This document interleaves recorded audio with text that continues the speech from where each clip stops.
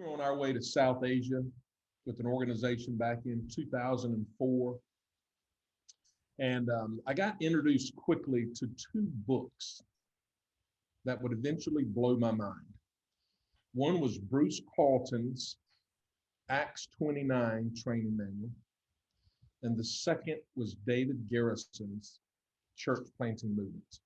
Both of those books were hot off of the press a year or two and showed up in this meeting room, and both of those books were right there. I asked if I could take those books. It was my first introduction and exposure to those books, and I just consumed them.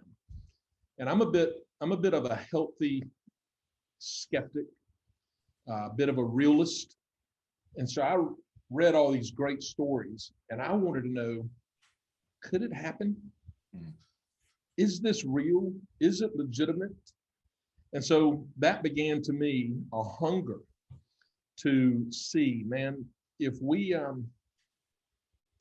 were to cooperate with God in what he's doing and just use simple principles, could we see a mass movement of people coming to Christ, thousands or tens of thousands, perhaps even hundreds of thousands or millions? Could we be a part of something like that? Let me go back even 10 or 15 years prior to that.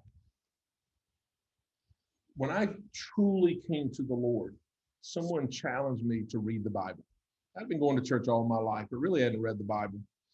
When I accepted that invitation, I started reading the Bible, and I met in the Bible a God who could divide water, who could stop water, who could make a rock produce water, who could make an axe head float, people walk through a fire without getting burned. I mean, all the stories that we hear.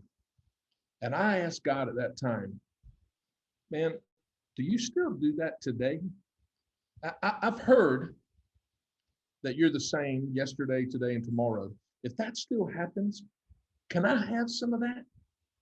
And so that started for me a lifelong prayer of being able to experience the supernaturalness, the eternal aspect of God's plan.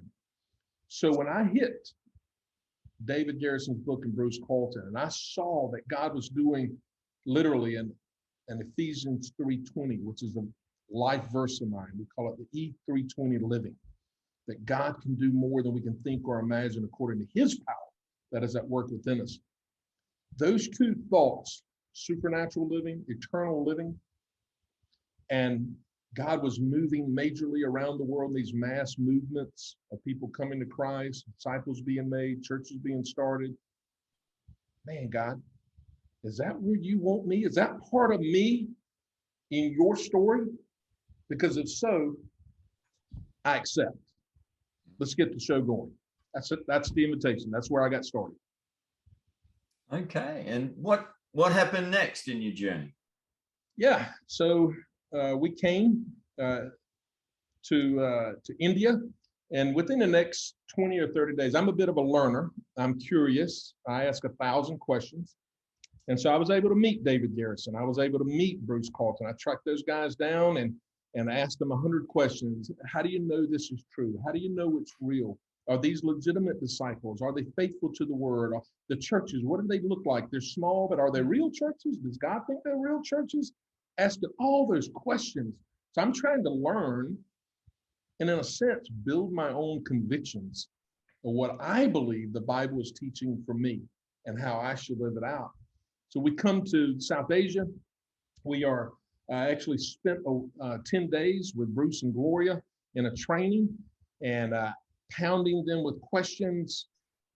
And very quickly, I took a brother to that training, and within a month, we had seen God start 10 Bible studies that could become house churches practicing the Steve Smith Ying Kai T for T model of teaching. Very quickly, 30 or 40 people came to Christ. And so I learned early on, that was within 2 months of landing on the field in South Asia. And I learned very quickly that, wow, some of this can actually happen with me in the game, with me playing a part.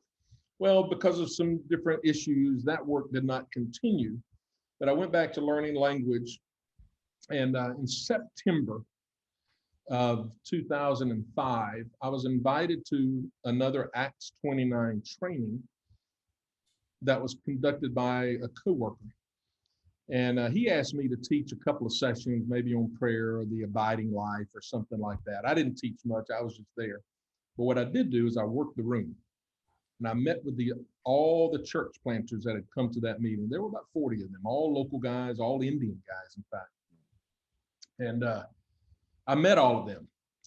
Well, after the training was over, about 2 months later, one of the brothers called me. His name was Johan. He called me. He said, "Brother, can I come see you and talk to you about a computer problem he had?" And I said, "Sure." So he came in, we talked about his computer problem, but he was one of the church planters in that training.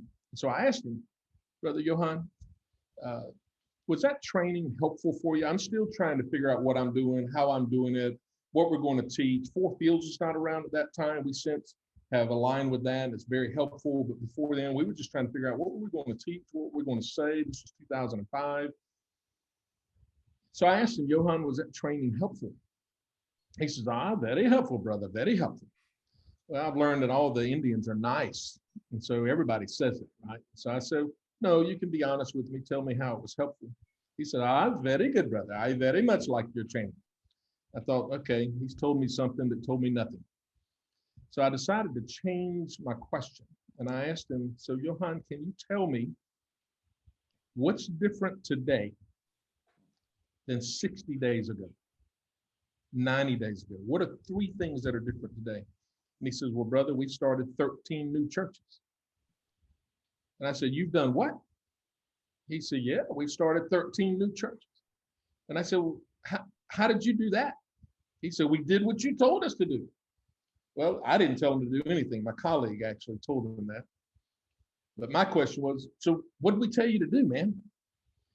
Learning what actually worked, what actually was done to allow God to do what he wanted to do. And he said, "Well, brother, there were 2 principles in that training that unlocked my cage.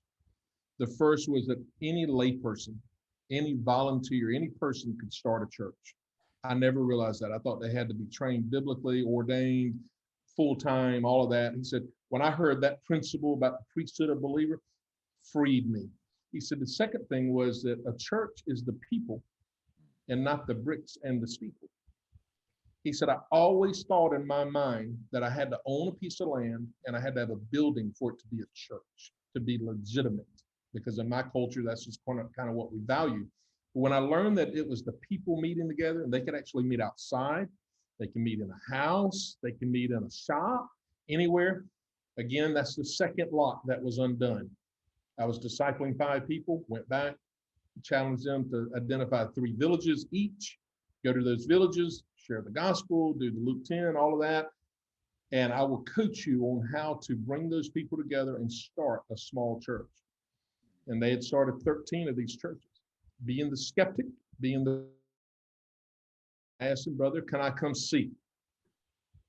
Steve, I visited 7 of the 13 churches. And I would have loved to have been a vital member of any one of those 7 churches. Each of the churches had probably about 15 or 20 people in it. The hunger, the excitement, the transformed lives. I'm thinking, wow, this is good stuff right here. That was the beginning of a multi-year relationship with Johan, where we would go out and we would teach people. Our one-day training was Bruce Carlton's 10 universals. And the first 4 things, pray, sow, gather, teach, which basically is the 4 Fields process. We were praying, sowing, gathering, teaching. Man, and over the next year, we saw 150 of those groups start. Over the next couple of years, there were over 500 of these groups started. And so God showed me, he convinced me, the healthy skeptic, the realist, that if I'll cooperate with him on his terms, that he actually can do more than I can think or imagine. And he will do it. He's pretty faithful like that. And so that was what was next. That's how we started. And so pretty glorious stuff. So the 2 blockages that you mentioned were, one, the idea we need ordained Western educated clergy, and we need a church building. So all of a sudden there's a great barrier of entry, isn't there? Correct. And were there any other significant blockages, or was it just get those two out of the way and these believers have got the zeal to get the job done? Yeah, well, the ones through the years, the ones that we typically run into are the authority issues. Who can and who can't, as a colleague loves to say. Who can baptize? Who can actually teach the Bible? Who can actually serve the Lord's Supper? Who can gather? And so, or who can gather the people and lead a group? So once we address those authority and responsibility issues, that's a major issue that seems to unlock a new world to many of our people. And I'm living in the southern part of India right now, and it has a traditional history.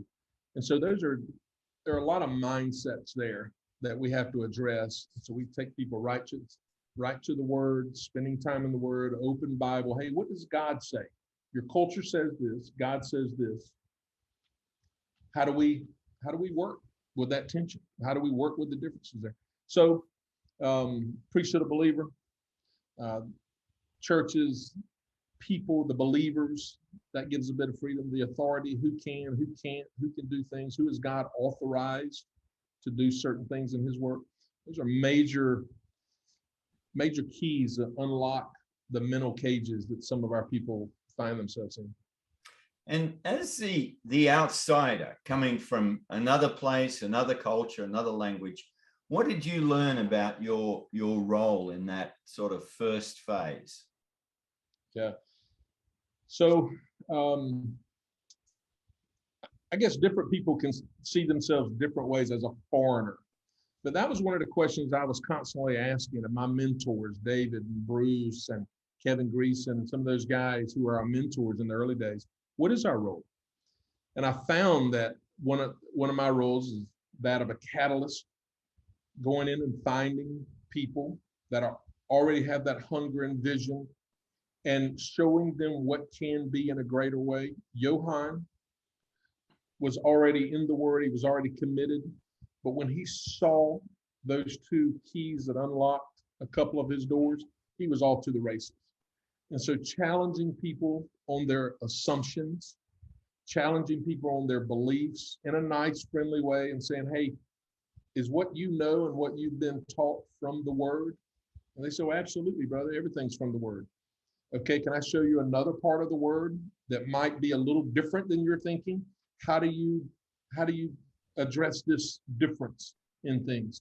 So being a bit of a change agent, helping people change their thinking, see new paradigms. And so seeing that to be a key role, a bit of an equipper and an empowerer. We, from day one, we wanted to empower or assist the local guys. We didn't want it to be our ministry. We have yet to label any church. We have yet to label any denomination. In fact, when the locals tell us, brother, you just tell us what to do. And we push back on that and say, no, we don't want to tell you what to do, but we will work with you to help you find what you should do. And we guide the conversation and do like that. I learned along the way that, early on, my ego said I was there to help Johann know how to live for Christ. But in reality, what happened is he taught me how to die for Christ. Mm. And I find that these local brothers, they have so much to teach us. And so how do we find our role in cooperating with these guys? And so I have a term, facilitating obedience. That is a driver in my life. That's one of my 4 values that guides my life, facilitating obedience. So one of the first questions I want to ask with the local believer is, or a local leader, man, what's your vision? How can I help you achieve it? Of course, there has to be some vision alignment in what God has called me to do as well. But I see my role as that. It's coming alongside these locals and helping them do what they do further, faster, healthier, just making the work better, them helping them achieve the vision God has put on their heart, the call that he's given to them. What happened next? What was the next stage in your journey? Yeah, well, so we saw God do some great things along the way. Actually, Bruce Carlton at that time had gotten into the conversation with unengaged, unreached people groups. And he had a list of about 345 of these unengaged, unreached people groups. And he asked me, he emailed me one day, he said, "Are you working among any of these groups?" And Bruce, "I don't know, I have no idea." And he said, "Would you be willing to check?" And I said, "Sure." So we gathered all of our leaders together. We pulled out the list and went through. And at that time, the first check, we were in 13 different people groups. But at the end of 2 years, we were working among 44 different people groups, 18 of which were on Bruce's unengaged, unreached people groups. That to me, we had not really been tracking people group activity. That to me began my a journey to start tracking people groups. Before we were tracking churches and village activity and workers and leaders and things, keeping up with those things. But that put UUPGs on my heart. And we were working with UUPGs and multiplying disciples, leaders, and churches. And our organization actually formed a team that would focus on that, called the Ends of the Earth team. Some of the people you know were on that team in multiple places around South Asia. And so leadership at that time asked, we've got some holes in North India, so would you be willing to go there? And so my family, we moved to Delhi. We sensed that God was in this. We moved to Delhi and started working the northern part of India, working among UUPGs and continuing to multiply disciples. Started working with different people who were doing that. And so have been a part of multiple multiplying movements of disciples, leaders, and churches. And I found something interesting, Steve, that I've been able to wear multiple different types of hats in different movements. And there was one that's fairly large that you know about and many other people know about. When I got in that movement, it was 2 years underway. When I showed up, they had already started 2,000 house churches. And one of my heroes and colleagues had been the one to train them in that work. And so we talk about DNA being set. The DNA had already been set for multiplying, for house church, for local leaders, for multiplying leaders. This whole leadership levels paradigm was being taught with master trainers and strategy coordinators. So a lot of that had been introduced. But yet I felt that God invited me to be in that work.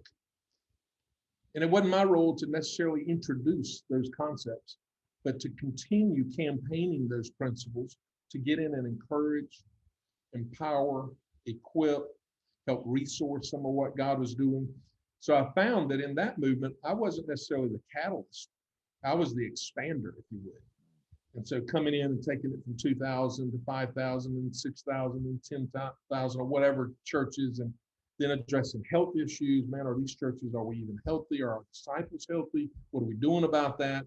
And so helping bring things in to help the work be healthy. And so that was next. And then actually God sent us to London. And so I was surprised. That was a curveball for my family. The work was going so great. Why would you do that, God? He put us in London for a couple of years, and we got to experience the European landscape and the different dynamics there. And the people that we work with over in Europe, many of those names. And we spent 2 years there, and then God invited us to come back to South Asia and work again. And so now I find myself in an information seat, a research seat, helping resource and equip people with the right information. Where's the gospel? Where's not? Where are churches? Where are they not? Working in that realm, while we also try to facilitate movements among locals, mentoring, coaching some guys. So that's been the journey up to now. Well, and I know you and the team have just done some work on how to measure progress, how to measure what's matters in this whole movement sphere. And we'll put a link to the document you've produced. But do you want to just tell us a bit more about why you and the team got engaged in that project and what you hope to achieve through the resource? Yeah, and so the resource that you're talking about is actually it's in PDF format now. It's not even a book. It's more like a manual. It's called Measure What Matters. And there's several pieces to this perfect storm that brought it to a head and helped us to do this.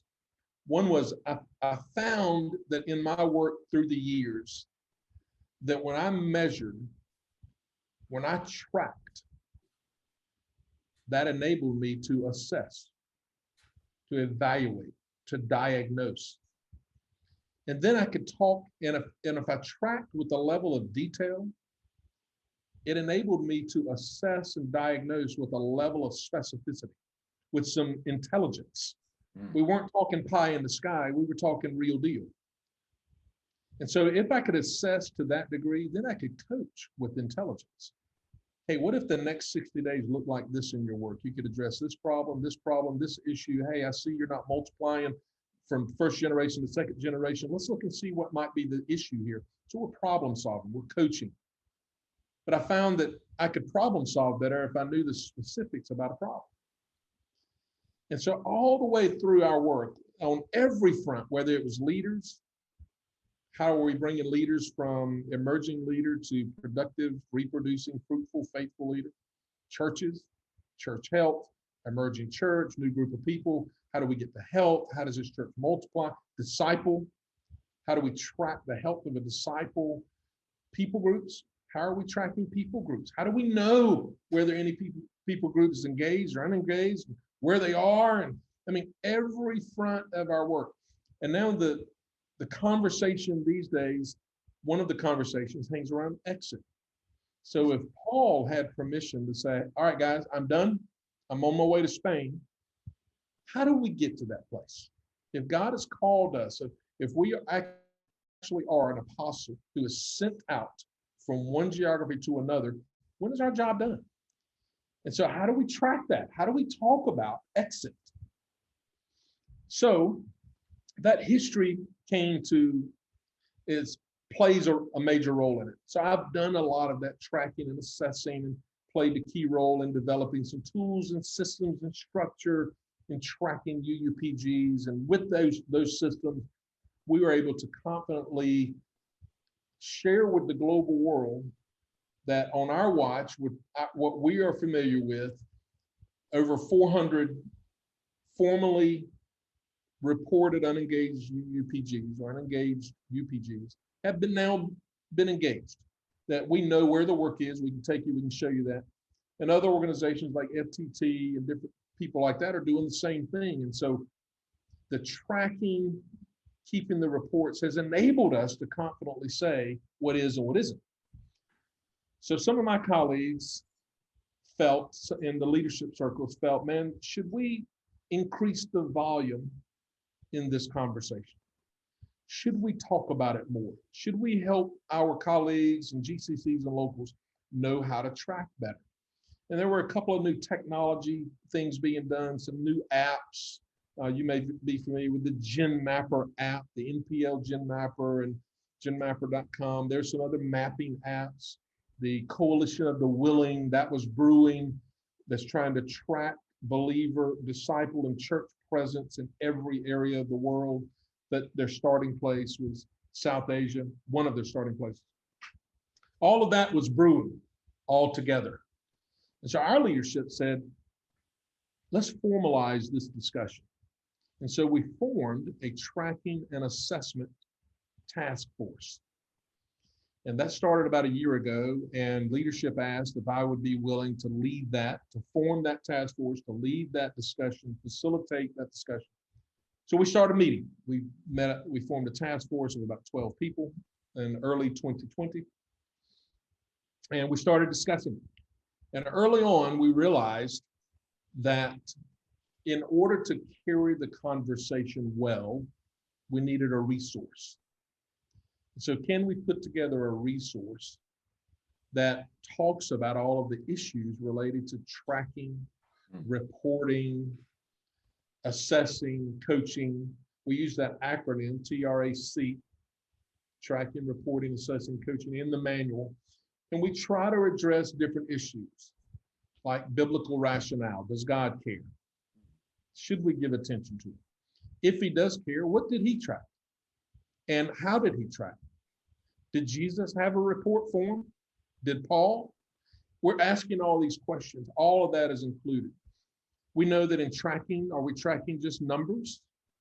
You know, some people poo-poo all the big reports that are coming out of India. We're interested in the big reports, but we're also interested in the one person and the one church. So that tension between quality and quantity, we address that. Different tools that are being used, at least that we are aware of and are used regularly, are represented in this manual. How to track people group work, how to track leadership development, how to track exit, how to know when you can leave. All of that is touched in this manual. I come from a business background, and I know the importance of reports and tracking. We track sales numbers and profit and revenue and these things. And so I read a lot out of the business community still today. And I find that we can sanctify many of their practices and use them in our work to build the kingdom enterprise. And so one of the books that really touched me was a book written by a man by the name of John Doerr. And the book is called Measure What Matters. And he tracks the work that he's involved in: Apple, Google, Facebook, Intel, QuickBooks, all of those great companies that we look to and admire. And he talks about how they track what matters. They actually measure what matters. So that was a bit of the inspiration for this title of Measure What Matters. So we ask in the book, if we're to measure what matters to God? What matters to Jesus? And if it matters, should we measure? If we should measure, then how do we measure? And so all of that is touched on in the book. Now we're trying to roll out this vision and information to those who may find it helpful. But how do you keep it simple at the front line? Yeah, and that's one of the key questions, and we actually talk about that in the manual, because it can be overwhelming. What exactly do I track? If I want to track and measure, what do I do? And so the question is, what's your vision? What are the key pieces that get you to your vision? And those key pieces are the key metrics, if you would, that I need to be paying attention to.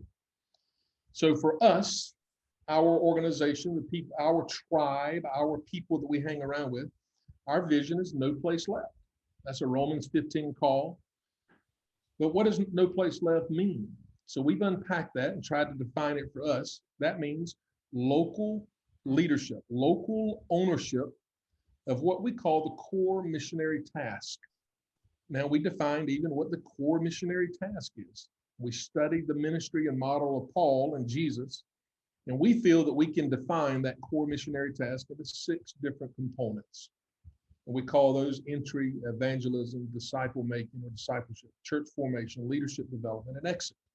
6 parts.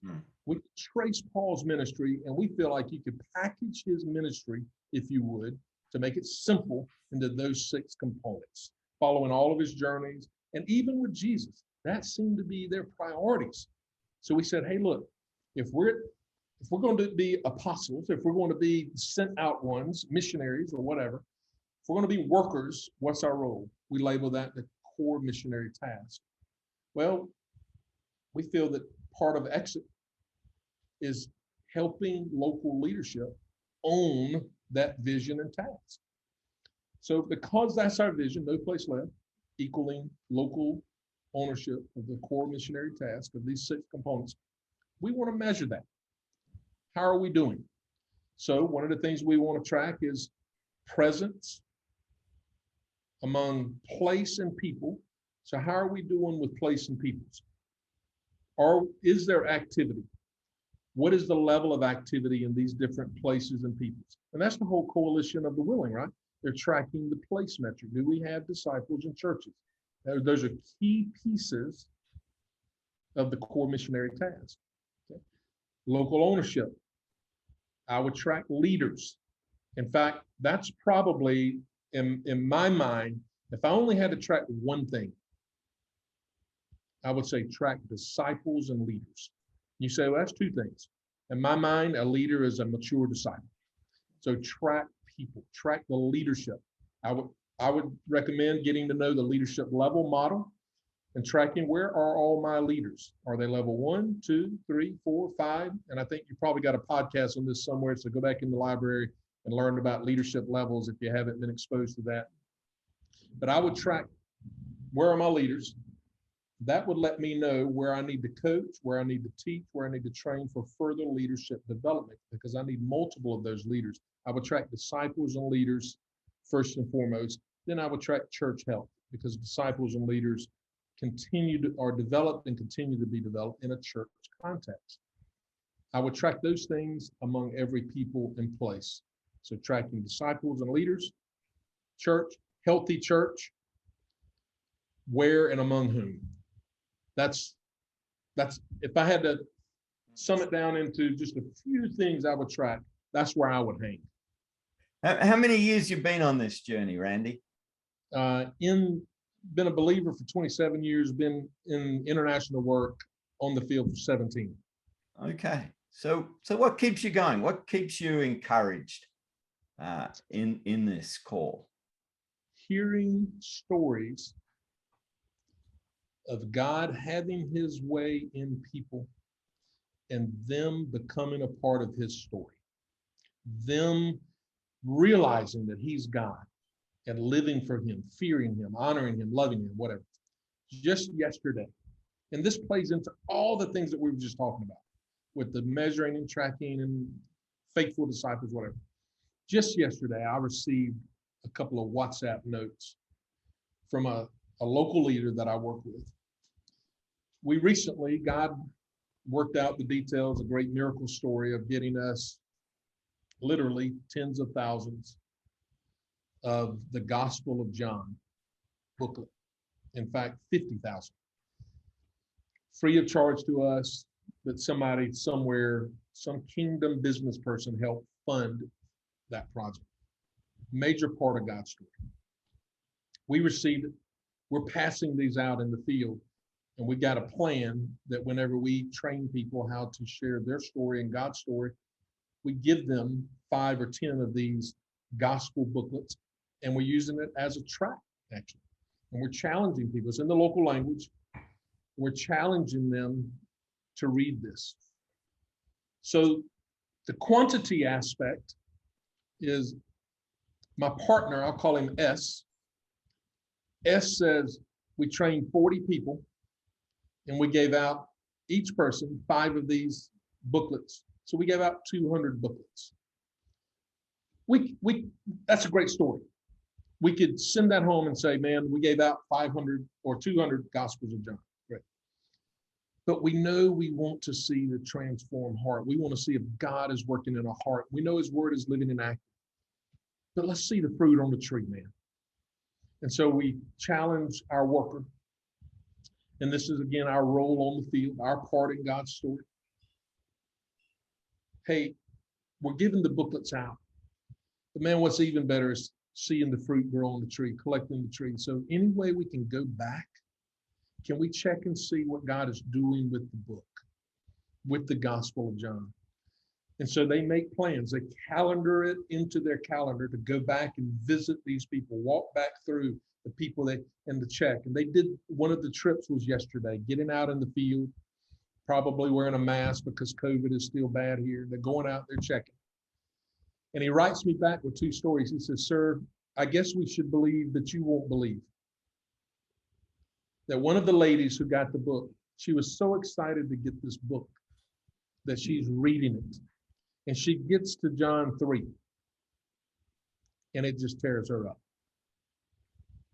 That God would actually send his own family member, his own son, to die for her sins.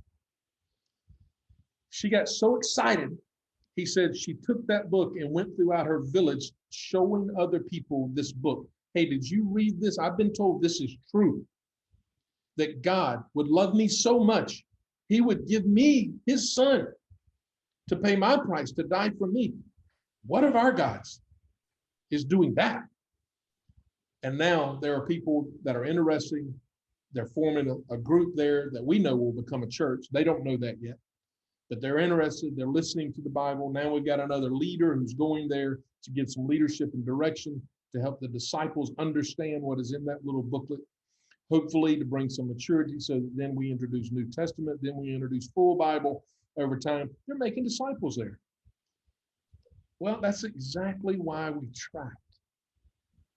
My partner S, they gave out the booklets, but they knew who they gave them to and where they lived. He also told me the people, communities they were from. Sir, this was among the XYZ people group in this area. So they're tracking all that. Because they tracked, they were able to go back. Because they knew that there was some response to the gospel, now they were able to send a leader. I mean, can you say Jerusalem Church sending Barnabas to Antioch? I mean, same thing. So we're sending the leader there to help teach the church. That's the value of tracking.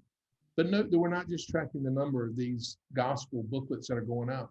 We're tracking the response. We're tracking heart change and transformation. So it all comes together, and that just happened yesterday. That's the stuff that keeps me fresh in this game. And that's why we would put all the hours and energy and the effort into producing a resource that takes a lot of discipline and late nights to produce. That's why we pay the price, to see that right there happen.